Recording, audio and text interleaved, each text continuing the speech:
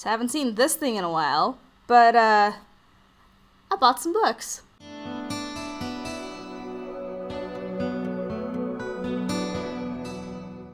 Hey everybody, and welcome back to my channel, and today we're going to talk about my March haul, because I just looked up all the things on Audible. They had a 2-for-1 sale that I missed, but then it got me thinking of like, I have a credit to spend, and now I have 3 more credits to spend, and I bought things, so here we go. I actually also bought an actual ebook, so I am ticking off the boxes of my reading goals, and hopefully, fingers crossed, I'll be able to hit all of them.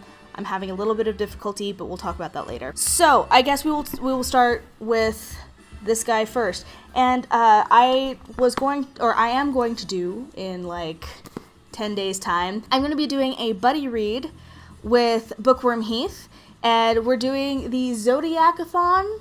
If you don't know what that is, go check out Twitter. So we're going to be reading the Girls of Paper and Fire, which I have heard mixed things about? ? I know that some people have said that it was quite disappointing. Other people love it. Other people have called it sapphic, which I'm not sure if that is a good thing or a bad thing.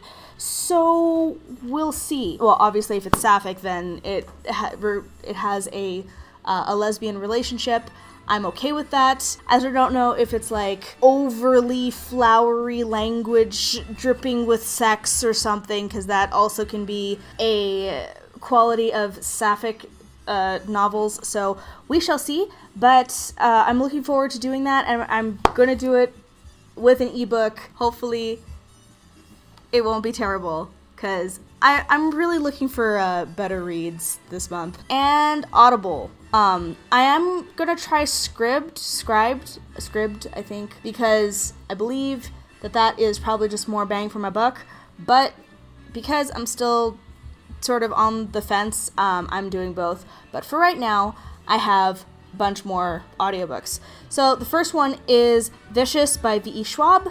I also got A Darker Shade of Magic by V.E. Schwab, because I really enjoy her on Twitter, and I've never read any of her stuff, and everyone's always talking about her stuff, so we're doing these books. I know that A Darker Shade of Magic I believe it has many different colors of London, because I've lived in London, I am quite interested to see what that's about, how that works. She is British, so it's not like I'm not looking for inaccuracies or anything, but I miss like a lot of Britishisms and little quirks that are particular to London, and I would like to see them again, so that would be quite fun. I also got They Both Die at the End by Adam Silvera. I don't know when I'll get to this one, because I'm not in the mood for moody sad at the moment, which is not normal for me. I'm usually like totally down for moody sad, but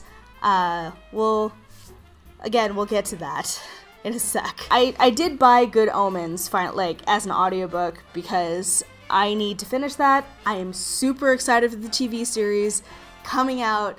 Oh my god, I can't wait. If you haven't seen the trailer already, go see it. If you haven't read the book already, go read it. It is a weird, I only got through I want to say even a quarter of the book, reading it physically, because I had other things to do and to read for, school and whatnot, so I never picked it back up, but it was a wacky ride, and I loved it. I also got The 7 Husbands of Evelyn Hugo, which I've heard nothing but good things about, so I am really excited for this. I know that it is about a movie star of some sort, and someone wanted to get her biography or something like that, and essentially she talks about her husbands and her phases through that, and on the surface level that sounds really bad, but apparently everyone loves this book, so I'm excited. I also bought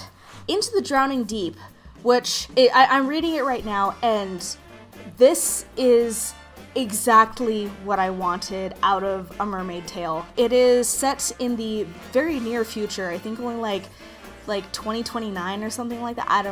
Something to that effect. very, very soon. A few of the characters are from the California coast, so again, this sort of strikes home with me because I've been to Monterey as a tourist, as a child. So there are familiar aspects, just from saying certain things that may not be applicable to other people, but I enjoy it. It's crossing that line between science fiction and fantasy, and I think this is more a science fiction than a fantasy, but it's also kind of horror-esque and adventure-y, and I am all about it, and there's so many layers to it so far, and I'm only like 2 or 3 hours in. I am so excited. This is what I wanted out of everything. I don't know what it is, but it's my genre. It's my bae right now. And nobody's talking about it either. So I'm kind of wondering, like, where did this come from? Have I just been deaf and blind for this whole thing? I don't know.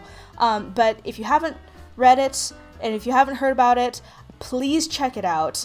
I don't know how it's gonna end. I don't even know how the middle of this is gonna go, but I love everything about this so far. Also, I bought Winterloon, which technically I bought back in February because I was like, Winterloon sounds like a novel that is wintry and broody, and yeah, it's both those things.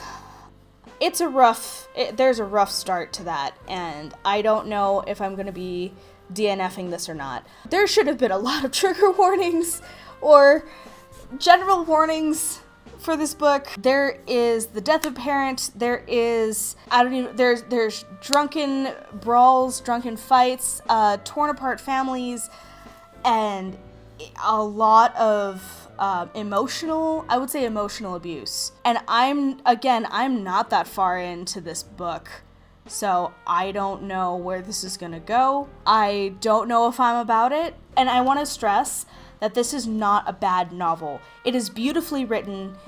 The tone of it is wonderful. It is appropriate. I feel like there's going to be a lot of inherent symbolism that is tied into the particular world instead of just relying on, Western symbols as it were. But yeah, I feel like I'm suffocating and I'm on the edge of like a mental breakdown for this kid, and I'm not enjoying it. It's not in a good way. Again, that's not to say that this is bad. I think that's the point of this writing. I wasn't ready for it, and I don't know if I can continue too much further. I'm gonna try, because it is a beautiful novel. I don't think it's my thing at the moment.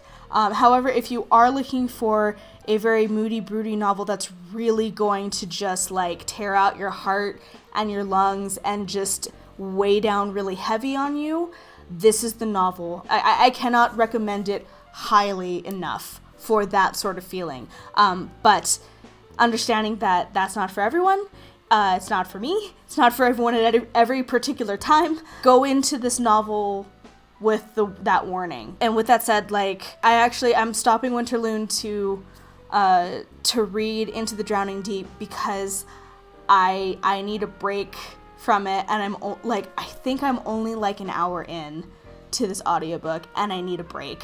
So yeah, I'm looking for happier things to like offset just how oppressive this novel is. It's wonderful. I can't stress that enough. 1 hour later.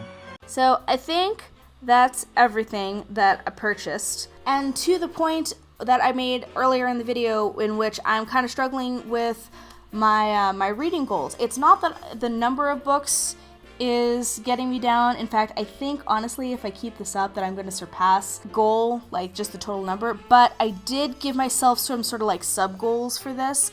And I am not reading any indie authors, apparently. I don't know. Amazon Publishing is still considered indie because it is so big. And it's not just like, the Kindle self-publishing. There are actual publishing houses like, I forgot exactly what the term is. I'll put it here. But there's like 15 of them or something like that. And they are smaller publishers, but they are Amazon owned.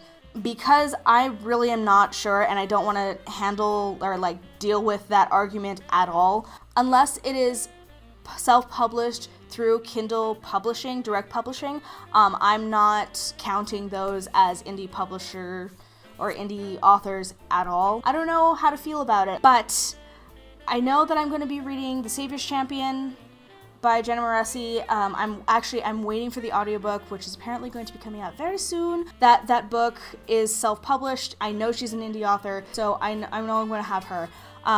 But I don't have 9 other indie published books, and that is a problem. So I'm asking you, as the viewer right now, please tell me your favorite indie published or indie authors, self-published authors. Give me your recs. Give me all of them. I don't know if I'll get to all of them, but like, give me a little bit of a blurb or give me a small synopsis. I'm looking for ebooks mostly because shipping is a hassle over here.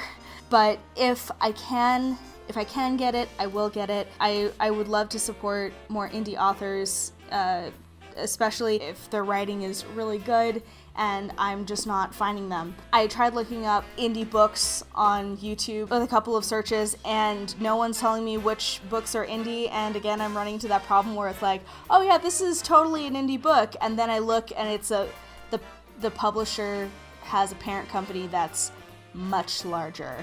So I don't know if that counts. If you believe it counts, please let me know in the comments down below. Like, I need this information because I know next to nothing about indie publishing and I would like to know more. I guess that's all for this video. Please leave a comment down below for any of the things that I asked for. If you've read any of these books, if you've read especially Into the Drowning Deep, please let me know if you loved it or not, or if I'm going to be sorely disappointed. Hit the subscribe button and the notification bell if you haven't already, and share this with your other people because I'm doing a giveaway, 100 subscribers, and I will do a book giveaway. I will figure the details out for that as soon as we get closer to that. It'll be a book, either a hardback or a paperback, and we'll figure that out. It's hard for me to do this out here. Thank you so much for watching, and I'll see you in the next video. All right, bye!